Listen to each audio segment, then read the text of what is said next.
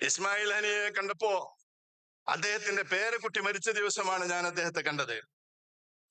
അപ്പോ അനുശോചനം അദ്ദേഹത്തോട് അള്ളാഹു അജ്റക്കും എന്നൊക്കെ പറഞ്ഞ് അനുശോചനം പറഞ്ഞപ്പോ വളരെ ഗൗരവത്തിലും വളരെ പിരിമുറുക്കത്തിലും ഇരുന്ന അദ്ദേഹം പല പ്രശ്നങ്ങളിലും വിട്ട് വലിയ ടെൻഷനിലിരിക്കുമ്പോ ഈ പേരക്കുട്ടിയുടെ രക്തസാക്ഷിത്വത്തെ സംബന്ധിച്ച് ഞാൻ സൂചിപ്പിച്ചപ്പോ അദ്ദേഹം മനസ്സ് തുറന്ന് ചിരിച്ചു. എന്നിട്ട് പറഞ്ഞു, ഗസയിലെ എല്ലാ കുഞ്ഞുങ്ങളും എന്റെ കുഞ്ഞുങ്ങളാണ്, എന്റെ പേരക്കുഞ്ഞ് മാത്രമല്ല. പക്ഷേ അൽഹംദുലില്ലാഹ് ഒരു ഡോക്ടർ ആവണമെന്നായിരുന്നു എന്റെ കുട്ടി വിചാരിച്ചത്. അതിനുവേണ്ടി അവൾ ഗസയിലെ ഇസ്ലാമിക് യൂണിവേഴ്സിറ്റിയിൽ മെഡിസിൻ പഠിക്കുകയായിരുന്നു. 1ാമത്തെ വർഷമായിരുന്നു. പക്ഷേ അവൾ രക്തസാക്ഷികളായി. ഞങ്ങൾ വലിയ ഭാഗ്യവാന്മാരാണ്, ഞങ്ങളുടെ പേരക്കുട്ടി സ്വർഗത്തിലെത്തി എന്ന സന്തോഷത്തിലാണ് ഞങ്ങൾ ആഗ്രഹിച്ചുകൊണ്ട് മൻമാത്ത വലം യഗ്സു വലം യുഹദ്ദിസ് നഫ്സഹു ബിഗസ്വിൻ മാത മീതത്തൻ ജാഹിലിയ. പോരാടിയിട്ടില്ലാത്ത, പോരാടണം, ശത്രുവിന്റെ കൈകൊണ്ട് രക്തസാക്ഷിയാവണം എന്ന് വിചാരിക്കാത്ത ഒരാളുടെ മരണം, അങ്ങനെ ആഗ്രഹിക്കാത്ത ഒരാളുടെ മരണം ജാഹിലിയ മരണമാണ് എന്ന് റസൂൽ സല്ലല്ലാഹു അലൈഹി വസല്ലം പറഞ്ഞതനുസരിച്ച്. അസ്സലാമു അലൈക്കും വറഹ്മത്തുള്ളാഹി വബറകാതുഹു. അള്ളാഹുവിന്റെ ഖുർആനെ പറ്റി പറയാനും കേൾക്കാനും ഒരുമിച്ച് കൂടിയിരിക്കുന്ന നമ്മൾക്ക് എല്ലാവർക്കും അള്ളാഹു അതിന്റെ ഓരോ അക്ഷരങ്ങൾക്കും ഓരോ ഹസനത്ത്, ചില ഹദീസുകൾ പ്രകാരം 10 ഹസനത്ത്, 10 നന്മകളുടെ കൂലി ഓരോ അക്ഷരത്തിനും കിട്ടും എന്ന് പറഞ്ഞിട്ടുള്ള ഖുർആൻ, ആ ഖുർആനെ പറ്റി പറയാനും കേൾക്കാനും ഒരുമിച്ച് കൂടിയവർ എന്ന അർത്ഥത്തിൽ നമുക്കെല്ലാവർക്കും വലിയ പ്രതിഫലം നൽകി അനുഗ്രഹിക്കുകയും പരലോകത്ത് ഖുർആൻ ഷഫാഅത്ത് പറയുന്ന, ശുപാർശ പറയുന്ന മഹാഭാഗ്യവാന്മാരുടെ കൂട്ടത്തിൽ നമ്മെ എല്ലാവരെയും ഉൾപ്പെടുത്തുകയും ചെയ്യുമാറാവട്ടെ. ആമീൻ. ഞാന് ഇങ്ങോട്ട് കയറി വന്നപ്പോഴേ ഈ സമ്മേളനത്തിലെ മുഖ്യാതിഥിയായ സഹോദരി ഫാത്തിമ ശബരിമാലയുടെ പ്രസംഗം നടന്നുകൊണ്ടിരിക്കുകയാണ്. വളരെ ആവേശപൂർവം പുറത്ത് ഉള്ള ഒരു വലിയ സദസ്സ് ഞാൻ കണ്ടു. ആവേശപൂർവം അവരുടെ പ്രസംഗം ശ്രദ്ധിക്കുന്ന സദസ്സ്. ഇത്ര അധികം ആളുകൾ ഈ സമ്മേളനം വലിയ ഒരു കാര്യമായി എടുത്തുകൊണ്ട് ഇവിടെ സംബന്ധിച്ചിട്ടുള്ളത് ഇത് പരിശുദ്ധ ഖുർആനെ പറ്റിയുള്ള ഒരു സമ്മേളനമാണ് എന്നുള്ളത് കൊണ്ടാണ്. ഖുർആനെ പറ്റി ലോകത്ത് എവിടെ ഏത് സമ്മേളനങ്ങൾ നടക്കുമ്പോഴും അതിൽ സാധാരണ സമ്മേളനങ്ങളെക്കാൾ ആളുകൾ സംബന്ധിക്കുന്നുണ്ട്. പക്ഷെ ഞാൻ ആലോചിച്ചത്, ഇവിടെ വന്ന ഈ ആയിരക്കണക്കിന് ആളുകൾ ഈ പരിപാടി കഴിഞ്ഞു പോയിട്ട് ഇനി എന്ത് ചെയ്യാൻ പോകുന്നു എന്നുള്ളതാണ്. യഥാർത്ഥത്തിൽ ഈ ഹാളിലും പുറത്തുമുള്ള ശ്രോതാക്കൾ നമ്മളെല്ലാവരും കൂടി ഒരു തീരുമാനമെടുത്താൽ തന്നെ ഖുർആൻ കേരളത്തിൽ ഒരു വലിയ സംഭവമായിരിക്കും. പക്ഷെ അങ്ങനെ ഖുർആൻ ഒരു സംഭവമാക്കുന്നതിൽ നമുക്ക് വിജയിക്കാൻ കഴിയുന്നില്ല എന്നുള്ളതാണ് നമ്മുടെ പ്രശ്നം. വളരെ വിചിത്രമാണ് നമ്മുടെ ഖുർആന്റെ അവസ്ഥ, അത്ഭുതകരമാണ്. ലോകത്ത് ഇത്രയധികം അച്ചടിച്ചിറങ്ങുന്ന വേറെ ഒരു ഗ്രന്ഥം ഇല്ല. ഇത്രയധികം ആളുകൾ വായിക്കുന്ന വേറെ ഒരു ഗ്രന്ഥം ഇല്ല. ഇത്രയധികം ആളുകൾ സൂക്ഷിച്ചു വെക്കുന്ന വേറെ ഒരു ഗ്രന്ഥം ഇല്ല. നമുക്കെല്ലാവർക്കും ആ ഖുർആനോടുള്ള ആദരവ് പറഞ്ഞറിയിക്കാൻ പറ്റാത്ത എത്ര ആദരവാണ്. എല്ലാവരുടെയും വീടുകളിൽ 1ഉം 2ഉമല്ല, ദശക്കണക്കിന് മുസ്ഹഫുകളുണ്ട്. പോരാത്തതിന് നമ്മുടെ ഫോണിൽ മുസ്ഹഫുകളുണ്ട്. ലോകത്തുള്ള മുസ്ലിം ഗവൺമെന്റുകൾ കോടിക്കണക്കിന് ഖുർആന്റെ കോപ്പികൾ അച്ചടിച്ച് സൗജന്യമായി വിതരണം ചെയ്യുന്നുണ്ട്. ആളുകൾ നിരന്തരമായി പാരായണം ചെയ്യുന്നുണ്ട്. പക്ഷെ എന്നിട്ട് ലോകത്ത് എന്ത് സംഭവിച്ചുകൊണ്ടിരിക്കുന്നു എന്ന് ആലോചിക്കുമ്പോഴാണ് വളരെ വിചിത്രമാണ് നമ്മുടെ ഈ വേദഗ്രന്ഥത്തിന്റെ അവസ്ഥ എന്ന് നമുക്ക് പറയേണ്ടി വരുന്നത്. ഇത്രയധികം മനസ്സിലാക്കപ്പെടാതെ വായിക്കുന്ന വേറെ ഒരു ഗ്രന്ഥം ലോകത്തുണ്ടാവില്ല. മനസ്സിലാക്കപ്പെടാതെ വായിക്കുന്ന വേറെ ഒരു ഗ്രന്ഥം ലോകത്തുണ്ടാവില്ല.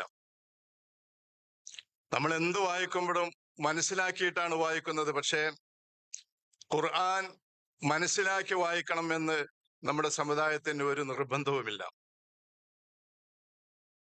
ജീവിതത്തിൽ ആ ഖുർആന് എന്തെങ്കിലും ദൗത്യം നിർവഹിക്കാനുണ്ട് എന്ന് വിശ്വസിക്കുന്ന ആളുകൾ നമ്മുടെ സമുദായത്തിലെ ന്യൂനപക്ഷമാണ്, ഭൂരിപക്ഷമല്ല.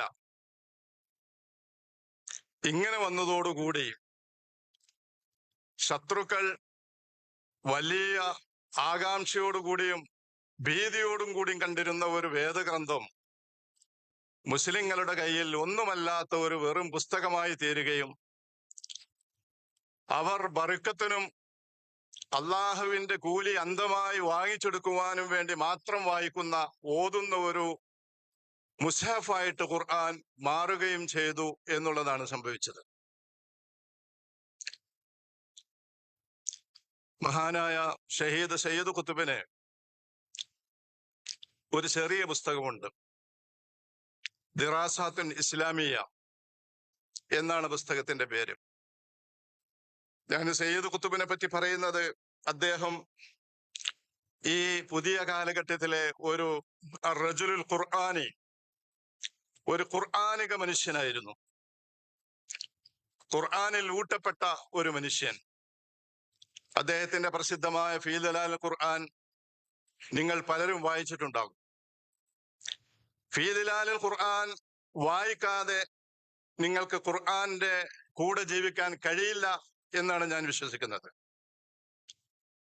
നിങ്ങൾ അറബി അറിയുന്ന ആളുകൾ നിർബന്ധമായിട്ടും ഖുർആൻ ഖത്തം തീർക്കുന്നതിന് പകരം ഓരോ ദിവസവും ഫീ ദലാൽ ഖുർആന്റെ കുറച്ച് ഭാഗങ്ങൾ വായിക്കാൻ ശ്രമിക്കുക. അറബി അറിയാത്തവർ അതിന്റെ മലയാളം വായിക്കുവാൻ ശ്രമിക്കുക. നിങ്ങൾക്കത് മുഴുവൻ കിട്ടിയില്ലെങ്കിലും കുറച്ചെങ്കിലും കിട്ടും. ഫീ ദലാൽ ഖുർആൻ വായിക്കുമ്പോഴാണ് നിങ്ങൾ ഖുർആന്റെ തണലിൽ ജീവിക്കുന്നു എന്ന ഒരനുഭവം നിങ്ങൾക്ക് തീർച്ചയായിട്ടും ഉണ്ടാവുന്നത്. ഈ ഫീ ദലാൽ ഖുർആന്റെ കർത്താവ് ഞാൻ നേരത്തെ പറഞ്ഞ ദിറാസാത്തുൻ ഇസ്ലാമിയ എന്ന കൃതിയുടെ ഒരധ്യായത്തിൽ, ആ അധ്യായത്തിന് അദ്ദേഹം നൽകിയിരിക്കുന്ന പേര് ഇന്തിസാർ മുഹമ്മദ് ബിൻ അബ്ദില്ല, മുഹമ്മദ് ബിൻ അബ്ദുള്ളയുടെ വിജയം എന്നുള്ളതാണ്.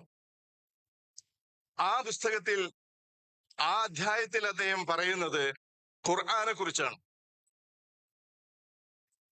പറഞ്ഞു വന്ന് മുഹമ്മദ് മുസ്തഫ സല്ലല്ലാഹു അലൈഹി വസല്ലമയുടെ വിപ്ലവത്തിന്റെ വിജയം എങ്ങനെയാണ് സംഭവിച്ചത് എന്ന് വിശദീകരിച്ചുകൊണ്ട് അദ്ദേഹം പറയുന്നുണ്ട്,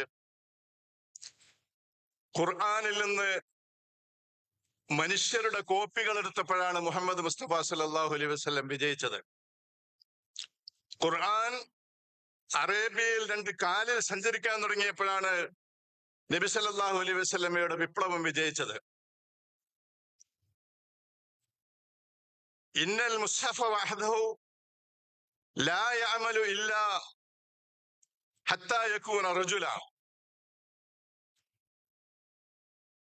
മുസ്ഹഫിന് മാത്രമായിട്ടൊന്നും ചെയ്യാൻ കഴിയില്ല, അതൊരു മനുഷ്യനാകുന്നത് വരെ എന്നാണ് അദ്ദേഹം പറയുന്നത്.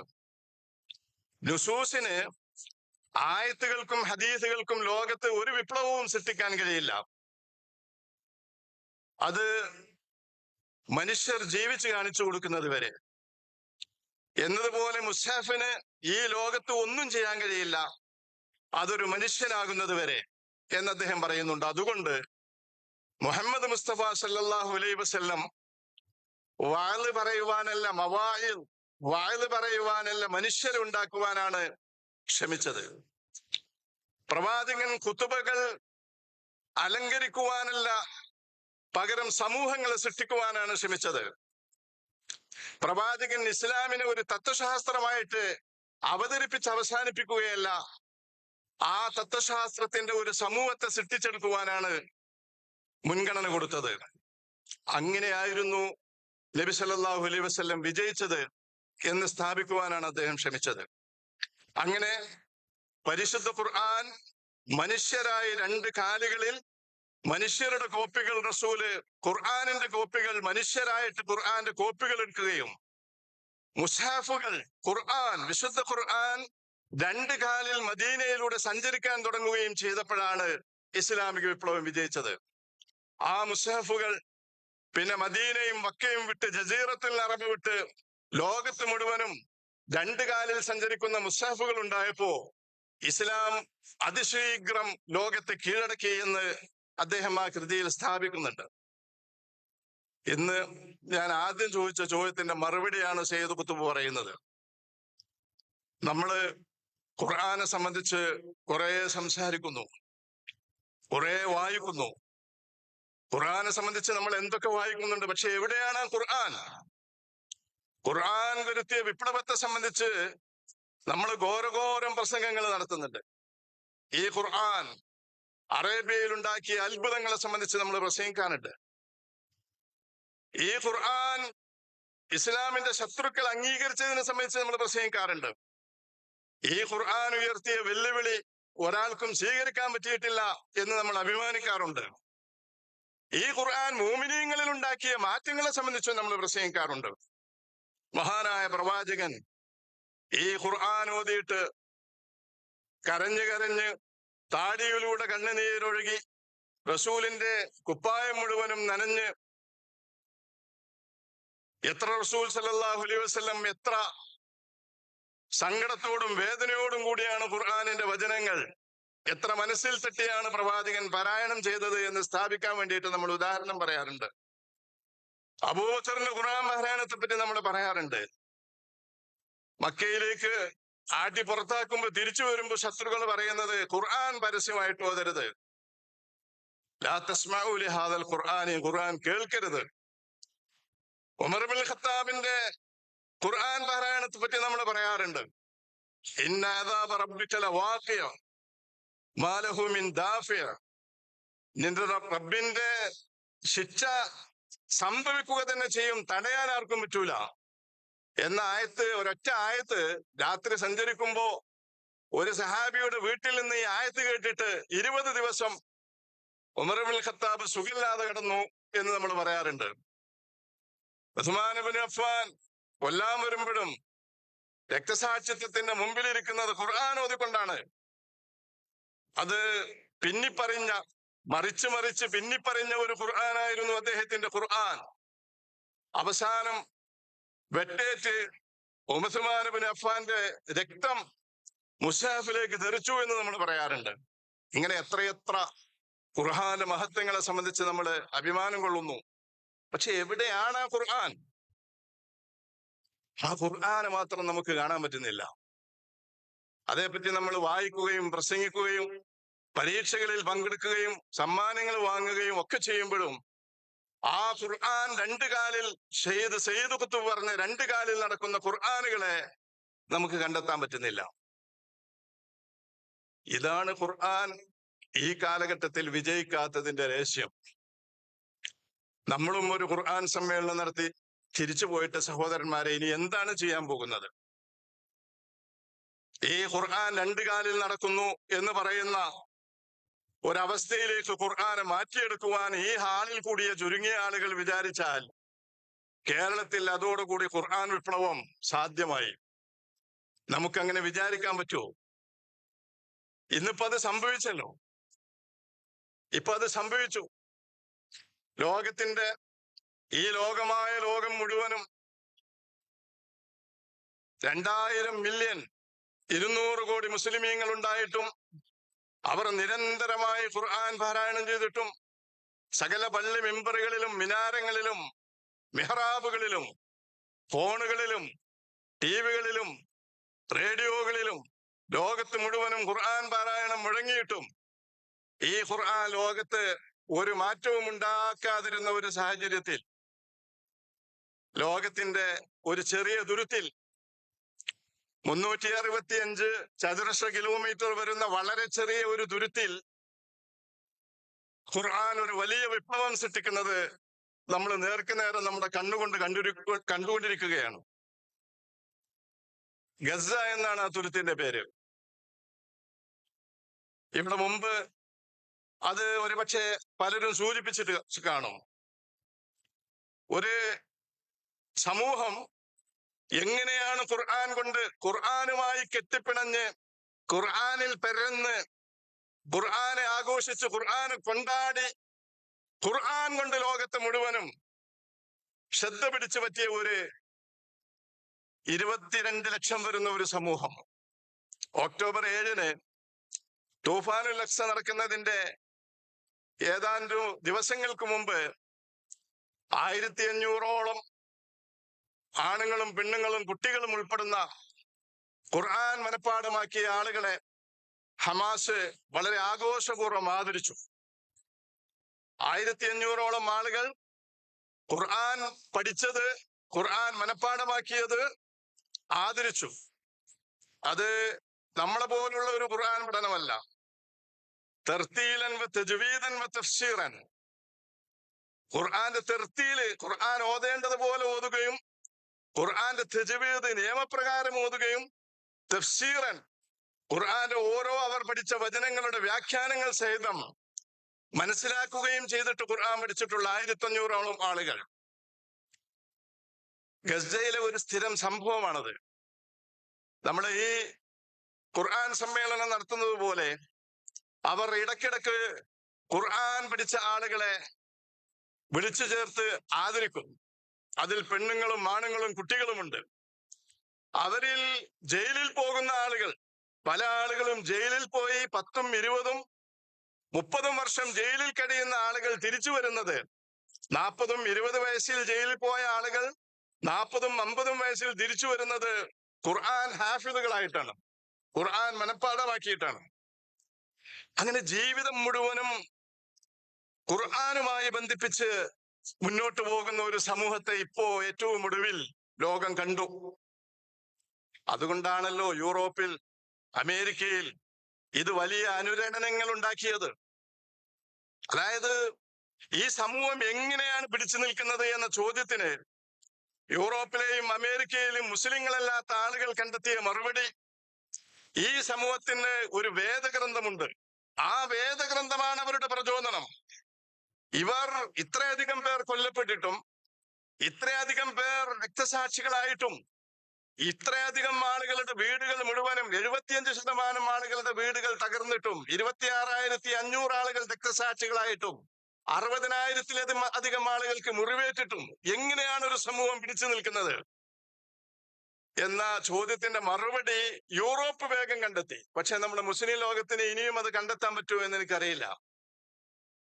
യൂറോപ്പിന് ഈ ചോദ്യത്തിന്റെ ഉത്തരം കണ്ടെത്തി. അങ്ങനെയാണ് ചില കണക്കുകൾ പ്രകാരം കഴിഞ്ഞ ഒക്ടോബർ 7-ന് ശേഷം യൂറോപ്പിലും അമേരിക്കയിലുമായി 30,000-ഓളം ആളുകൾ ഇസ്ലാം സ്വീകരിച്ചു എന്നാണ് പറയപ്പെടുന്നത്. അവർ ഖുർആൻ കണ്ടിട്ടില്ല. ഈ ഇസ്ലാം സ്വീകരിച്ച ആൾ ഖുർആൻ കണ്ടിട്ടില്ല. അവരോട് ഇസ്ലാമിനെ സംബന്ധിച്ച് ഒരാളും പ്രസംഗിച്ചിട്ടില്ല. ഇസ്ലാമിനെ സംബന്ധിച്ച് ഒരാളോടും അവരോട് ദഅവത്ത് നടത്തിയിട്ടില്ല. പക്ഷേ 2 കാലിൽ നടക്കുന്ന മുസ്ഹഫുകളെ അവർ ദൂരെ നിന്ന് കണ്ടു. 2 കാലിൽ നടക്കുന്ന ഖുർആൻ മുസ്ഹഫുകൾ രക്തസാക്ഷിത്വത്തെ ഏറ്റുവാങ്ങുന്നത് അവർ കണ്ടു. അവരുടെ പ്രചോദനം ഖുർആനാണ് എന്ന് മനസ്സിലാക്കിയപ്പോൾ അവർ ഖുർആൻ വായിക്കാൻ തുടങ്ങി. ഈ ഖുർആൻ വലിയ പ്രചോദനം നൽകുന്ന ഒരു വേദഗ്രന്ഥമാണ്. ഈ ഖുർആൻ അധിനിവേശം അംഗീകരിക്കാത്ത ഒരു പ്രത്യയശാസ്ത്രത്തെ പ്രതിനിധീകരിക്കുന്ന പുസ്തകമാണ്. ഈ ഖുർആൻ മനുഷ്യരുടെ മുമ്പിൽ തലകുലിക്കാൻ അനുവദിക്കാത്ത ഒരു ഖുർആനാണ്. ഈ ഖുർആൻ മുഖാവമ, റെസിസ്റ്റൻസ്, അക്രമത്തോട് പോരാടുവാൻ പ്രചോദനം നൽകുന്ന ഒരു വേദഗ്രന്ഥമാണ് എന്ന് മനസ്സിലാക്കിയിട്ടാണ് 30,000-ഓളം ആളുകൾ. എങ്കിൽ ഈ കാലത്ത് സ്വീകരിക്കപ്പെടേണ്ട മതം പ്രത്യയശാസ്ത്രം ഇസ്ലാമാണ് എന്ന് തീരുമാനിക്കുന്നത്. ഇതൊരു വലിയ കാര്യമാണ്. നിങ്ങൾ മോഡലുകൾ, മാതൃകകൾ സമർപ്പിക്കുമ്പോൾ ആണ് നിങ്ങളുടെ പ്രത്യയശാസ്ത്രം വിജയിക്കുന്നത്. ഇതാണ് സയ്യിദ് ഖുത്ബ് പറഞ്ഞത്. മുസാഫിന് ഇവിടെ ഒരു വിപ്ലവവും സൃഷ്ടിക്കാൻ പറ്റില്ല. നിങ്ങൾ എത്ര കോടി മുസാഫുകൾ ഇറക്കിയാലും, എത്ര മത്സരങ്ങളിൽ പങ്കെടുത്താലും, എത്ര ഖുർആൻ ഹിഫ്ളാക്കിയാലും, ഈ ഖുർആനെ രണ്ട് കാലിൽ നടക്കുന്ന മനുഷ്യനാക്കി മാറ്റുവാൻ നിങ്ങൾക്ക് സാധിച്ചിട്ടില്ലെങ്കിൽ, ഈ ഖുർആനെ മൂലക്കിരുത്തി എന്ന് റസൂൽ സല്ലല്ലാഹു അലൈഹി വസല്ലം, പടച്ചവനെ, എന്റെ റബ്ബേ, എന്റെ ഖൗമി ഇത്തഖദു ഹാദൽ ഖുർആന മഹ്ജൂറ, എന്റെ ഖൗമി ഖുർആനെ ഒരു മൂലക്കൽ ഇരുത്തി എന്ന് പറയുന്നവരുടെ കൂട്ടത്തിലായിരിക്കും നമ്മൾ ഉൾപ്പെടുക. ഹാഫിലീങ്ങൾ നമ്മളെ സമൂഹത്തിൽ ഇഷ്ടം പോലെ ഉണ്ട്. ഞാൻ ഒരു കോഴിക്കടയിൽ കയറി. കോഴി വെട്ടുന്ന ആളോട് ഞാൻ ചോദിച്ചു, കേരളത്തിന്റെ പുറത്തുള്ള ആളാണ്, നിങ്ങൾ എന്താണ്, എവിടെ നിന്നാണ്, എന്താണ് പഠിച്ചത്? അദ്ദേഹം പറഞ്ഞു, ഞാൻ ഹാഫിളാണ്. അപ്പൊ കേരളത്തിൽ നിങ്ങൾക്ക് കോഴി വെട്ടുന്ന ഹാഫിളുകളെ കാണാൻ പറ്റും. അവരും ഹാഫിളുകളാണ്. ഒക്ടോബർ 7 ഹമാസ് തൂഫാനുൽ അഖ്സ എന്ന് പറയുന്ന ചരിത്ര പ്രസിദ്ധമായ പോരാട്ടത്തിന് നേതൃത്വം കൊടുക്കുവാൻ തെരഞ്ഞെടുത്തത് ഇസ്സുദ്ദീൻ അൽ ഖസ്സാം ബറ്റാലിയനിലെ ഹാഫിളുകളെ ആയിരുന്നു. ഇസ്സുദ്ദീൻ അൽ ഖസ്സാം ബറ്റാലിയനിൽ ഹാഫിളുകളുടെ ഒരു ബറ്റാലിയൻ ഉണ്ട്. വലിയ ഈമാനും അതുപോലെ തന്നെ വലിയ ഇസ്സത്തോടുകൂടി മുഖാവമ നടത്തുവാനുള്ള മനസ്സുമുള്ള വലിയ മനുഷ്യര്, ഖുർആൻ കൊണ്ട് നടക്കുന്ന മനുഷ്യര്.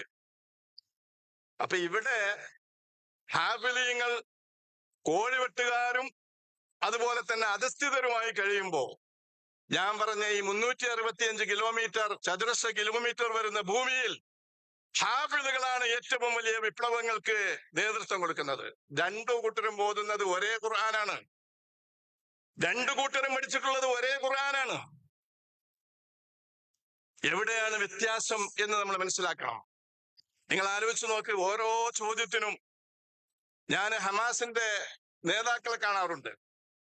ഇസ്മായിൽ ഹനിയെയും ഖാലിദ് മിഷേലിനെയും കാണാറുണ്ട്.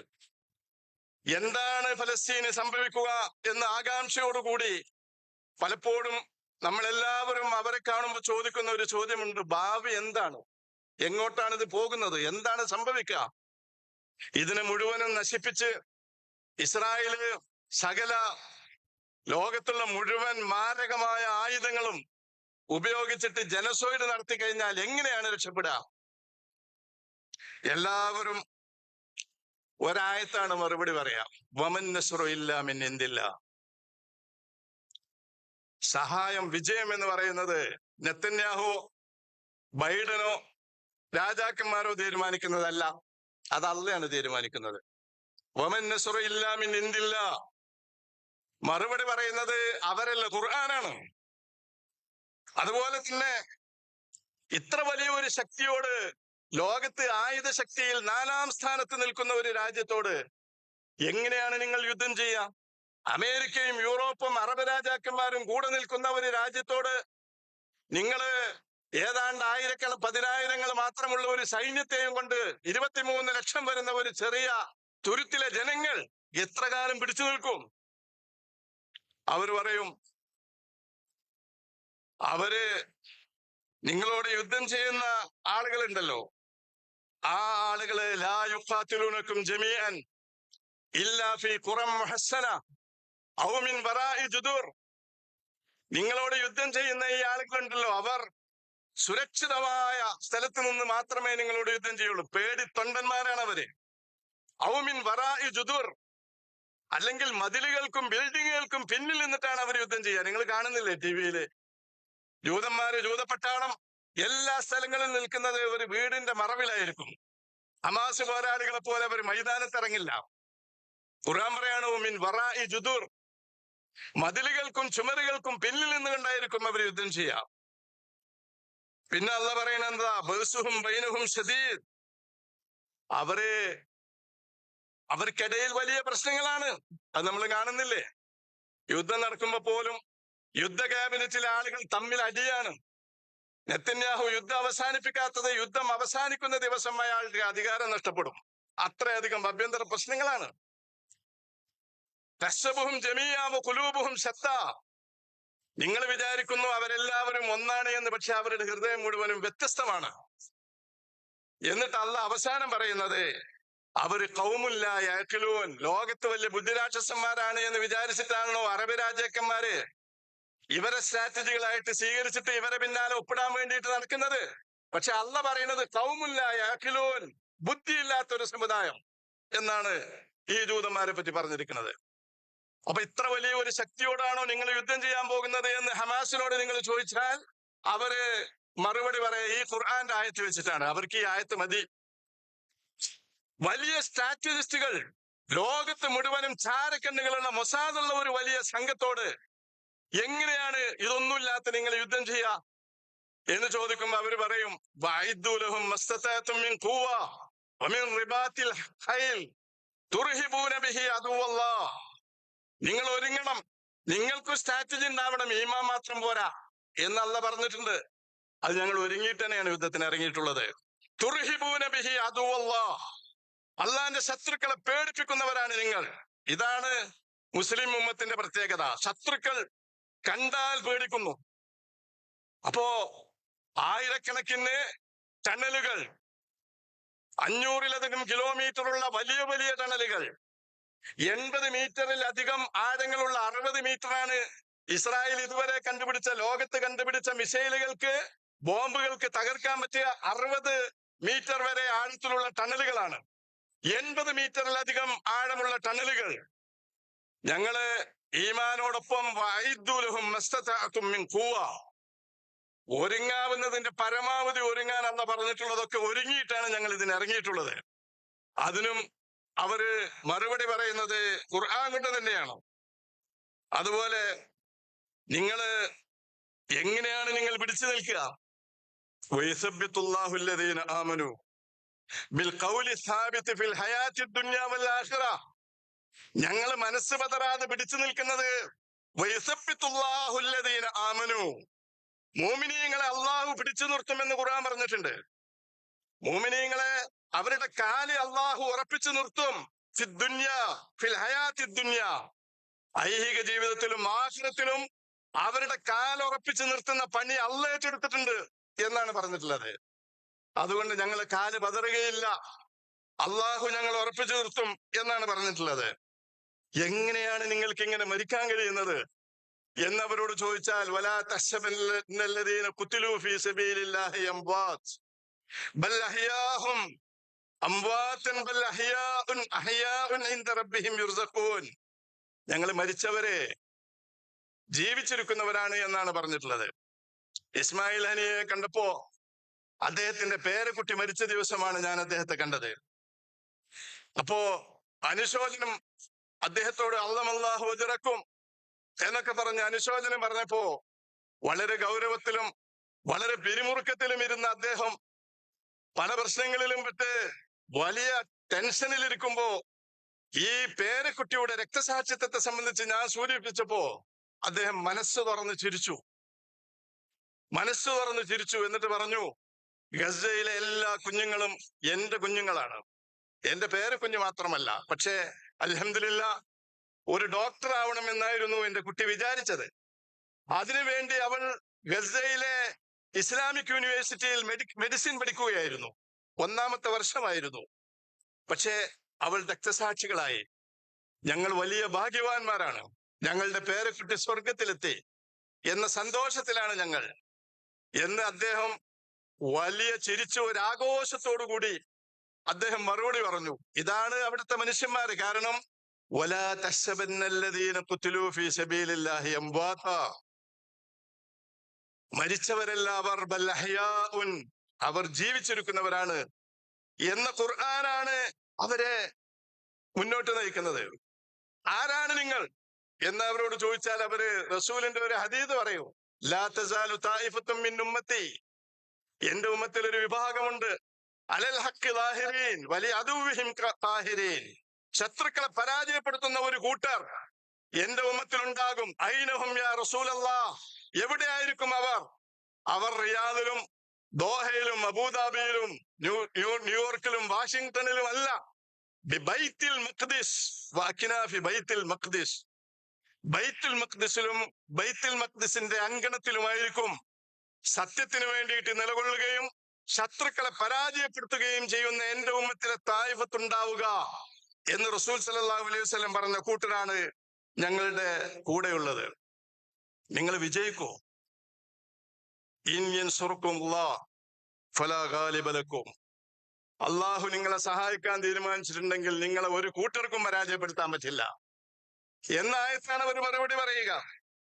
ലോകം മുഴുവനും നിങ്ങൾക്ക് നേരെ കെട്ടിപ്പൊളിഞ്ഞ് ആകെ പൊളിഞ്ഞു വീണ് എല്ലാവരും നിങ്ങൾക്ക് നേരെ വരുന്നല്ലോ എന്ന് പറഞ്ഞിട്ട് അവർ പറയും, അല്ലദീന ഖാല ലഹുമുന്നാസ് ഇന്നന്നാസ ഖദ് ജമഉ ലക്കും ഫഖ്ശൗഹും ഫസാദഹും ഈമാനാ വഖാലു ഹസ്ബുനല്ലാഹ് വനിഅമൽ വകീൽ. ജനങ്ങൾ എല്ലാവരും നിങ്ങൾക്ക് നേരെ തിരിഞ്ഞിരിക്കുന്നു എന്ന് അവരോട് പറയപ്പെട്ടാൽ അവർ പറയും അവരെ പേടിക്കണം എന്ന് ആളുകൾ പറഞ്ഞുകൊണ്ടിരിക്കുമ്പോ അവർ പറയും ഹസ്ബുനല്ലാഹ് വനിഅമൽ വകീൽ, ഞങ്ങൾക്ക് അല്ലാഹ് മതി, ഭരമേൽപ്പിക്കുവാൻ ഏറ്റവും നല്ലവൻ അവനാണ് എന്ന ആയത്തായിരിക്കും അവർ ഓതുക. ഞാൻ പറയുന്നത് സഹോദരന്മാരെ, ഇങ്ങനെ ഖുർആൻ കൊണ്ട് ജീവിക്കുന്ന ഒരു സമൂഹത്തെ നിങ്ങൾക്ക് പരാജയപ്പെടുത്താൻ പറ്റില്ല. നിങ്ങൾ കാണുന്നുണ്ടാവും, ഓരോ തവണ അവർ വെടി ഉതിർക്കുമ്പോഴും വമാ റമൈത ഇദ് റമൈത വലാകിന്നല്ലാഹ റമാ എന്ന ആയത്തോതിയിട്ടാണ് ഇത് വലിക്കുന്നത്, കാഞ്ചു വലിക്കുന്നത്. വമാ ബിസ്മില്ലാഹിർ റഹ്മാനിർ റഹീം വമാ റമൈത ഇദ് റമൈത വലാകിന്നല്ലാഹ റമാ. നീയല്ല എറിയുന്നത്, നീയല്ല അമ്പെയ്യുന്നത്, വലാകിന്നല്ലാഹ റമാ, അള്ളയാണ് അമ്പെയ്യുന്നത്. അത് കൊള്ളേണ്ടടുത്ത് കൊള്ളും. ഈ ആയത്തോതിയിട്ടാണ് ഇത് വലിക്കുന്നത്. ഇങ്ങനെ ഖുർആൻ കൊണ്ട് ജീവിക്കുന്ന ഒരു സമൂഹം, ഖുർആൻ കൊണ്ട് എല്ലാ ചോദ്യങ്ങൾക്കും ഉത്തരം പറയുന്ന ഒരു സമൂഹം, ഖുർആനിൽ ജീവിക്കുന്ന, ഖുർആനായിട്ട് നടക്കുന്ന, ഖുർആനും കൊണ്ട് നടക്കുന്ന ഒരു സമൂഹം. ചില ചിത്രങ്ങൾ ഉണ്ട്, നമ്മൾ കണ്ടാൽ നമുക്ക് മനസ്സിലാക്കും. ഹമാസ് പോരാളികൾ അവർ ഭക്ഷണം പാകം ചെയ്യുന്നു, ഒരാൾ ഭക്ഷണം പാകം ചെയ്യുമ്പോൾ മറ്റേ ആൾ ഖുർആൻ ഓതുകയാണ്. അയാള് ഖുർആൻ അവിടെ വെച്ചിട്ട് പാചകം ചെയ്യാൻ പോകുമ്പോ മറ്റേ ആള് ഖുർആൻ എടുത്ത് ഓതുകയാണ്. ഇങ്ങനെ മുസാഫിനെ ജീവിതത്തിൽ നല്ല കെട്ടിപ്പൂട്ടി വെക്കുക മാത്രമല്ല, ജീവിതത്തിൽ അതിനെ കൊണ്ടു നടക്കുകയും, കയ്യിൽ മുസാഫ്, ഒരു കയ്യിൽ മുസാഫും മറുകൈയിൽ തോക്കുമായിട്ട് പോകുമ്പോ മനസ്സിൽ മുഴുവനും മസ്തിഷ്കത്തിൽ മുഴുവനും മുസാഫ് കൊണ്ട്, ഖുർആൻ കൊണ്ട് നടക്കുന്ന ഒരു ഉമ്മത്തുണ്ടായി എന്നുള്ളതാണ് ആ ഉമ്മത്തിന്റെ വിജയരഹസ്യം. ഇങ്ങനെ സയ്യിദ് ഖുത്ബ് പറഞ്ഞതുപോലെ ഖുർആൻ ഗസയുടെ തെരുവുകളിലൂടെ രണ്ട് കാലിൽ നടക്കാൻ തുടങ്ങിയപ്പോഴാണ് യൂറോപ്പിലും അമേരിക്കയിലും വമ്പിച്ച അനുരണനങ്ങൾ ഉണ്ടായത്. ഈ ഖുർആൻ കാണിച്ചു കൊടുത്ത കാരുണ്യമനുസരിച്ച് ഹമാസിന്റെ പോരാളികൾ ലോകത്തിന്റെ മുമ്പിൽ ഇസ്രായേലിലെ മനുഷ്യരോട് കാണിച്ച കാരുണ്യമാണ് സെപ്റ്റംബർ 11 ഭീകരതയുടെയും അതേപോലെ തന്നെ ദായിഷിന്റെ, ഐസിസിന്റെ പെണ്ണുങ്ങളെ ബലാത്സംഗം ചെയ്യുന്നതിന്റെയും കഴുത്തിക്കുന്നതിന്റെയും താലിബാന്റെ അതേപോലുള്ള പ്രവർത്തനങ്ങളുടെയും മുഴുവനും എല്ലാ വിക്കാടുകളും മായ്ച്ചു കളഞ്ഞ് ഇസ്ലാം കാരുണ്യത്തിന്റെ മതമാണ് എന്ന് ലോകത്തിന് ബോധ്യപ്പെടുത്തുവാൻ വളരെ ചെറിയ ഒരു സമയം മാത്രമേ ഹമാസിന്റെ പോരാളികൾക്ക് വേണ്ടി വന്നുള്ളൂ. ഖുർആനിൽ നിന്നാണ് അവർക്കിത് മുഴുവനും ലഭിച്ചത്. നമ്മൾ കൊണ്ട് നടക്കുന്ന ഖുർആനും അവർ കൊണ്ട് നടക്കുന്ന ഖുർആനും ഇതാണ്. സഹോദരന്മാരെ, എന്റെ സമയം കഴിഞ്ഞു എന്നാണ് വിചാരിക്കുന്നത്. ഞാൻ അവസാനിപ്പിക്കാണ്. നമുക്ക് അതുകൊണ്ടൊരു മാറ്റം സാധ്യമാണോ? നമ്മുടെ ഖുർആൻ സമ്മേളനങ്ങള് ഞാനും വന്ന് കുറെ പ്രസംഗിച്ച്, ഞാൻ പ്രസംഗിക്കാൻ പോരുമ്പോ ഞാൻ ആലോചിക്കായിരുന്നു, ഞാനും വന്ന് കുറെ പ്രസംഗിക്കും, കുറെ ആളുകൾ പ്രസംഗിക്കും, നിങ്ങൾ പ്രസംഗം കേൾക്കും. പക്ഷേ ആ രണ്ട് കാലിൽ നടക്കുന്ന ഖുർആനുകൾ ലോകത്തുണ്ടാവാത്തിടത്തോളം കാലം നമുക്ക് വിജയിക്കാൻ കഴിയില്ല. ആ ഖുർആന്റെ മോഡലുകൾ മനുഷ്യരായിട്ട് ഈ ലോകത്ത് ഉണ്ടായി വരുമ്പോ നമുക്ക് തീർച്ചയായിട്ടും വിജയിക്കാൻ പറ്റും. അങ്ങനെ ഉണ്ടാക്കിയെടുക്കുവാനുള്ള ശ്രമങ്ങൾ, ആ ശ്രമങ്ങൾക്കുള്ള പ്രചോദനം നമുക്ക് ഇതേപോലുള്ള ഖുർആൻ സമ്മേളനങ്ങളിൽ നിന്ന് കിട്ടുന്നുണ്ട് എങ്കിൽ ഈ സമ്മേളനം വിജയിച്ചു.